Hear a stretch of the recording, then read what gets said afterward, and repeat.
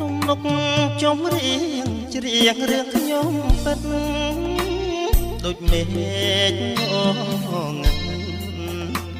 បាំងបិទរាំងស្មៃមិនគួរឃ្លាតកាយយ៉ាងឆ្ងាយទឹកដីរស់នៅឆ្ងាយស្រីនឹងកូនពងងារប៉ាសូត្រករងឈ្មោះនាវីក្បនចម្លងរូបកូនណាស្ងួនថ្លាមថ្លៃធ្វើម្ដេចកម្មចាវិញស្នាមលោកីព្រមលិខិតប្រណីសំដងខ្ញុំ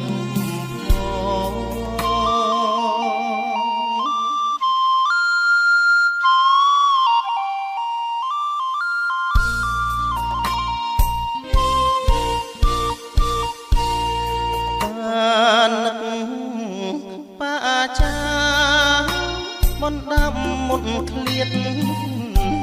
ប៉ាស្រែកផ្ដាំញាតនឹងកូនពីលពើ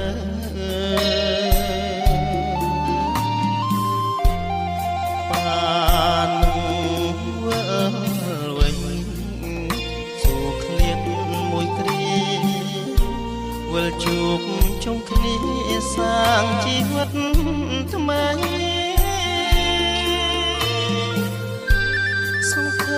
ថ្ងៃមួយផុតព្រួយវេរាវិលជួបបបគ្នាភរិយាសំណប់ជុំញាតសន្តានប្រានសានបានសុខថ្ងៃនេះតែមុខដល់រាបរៀង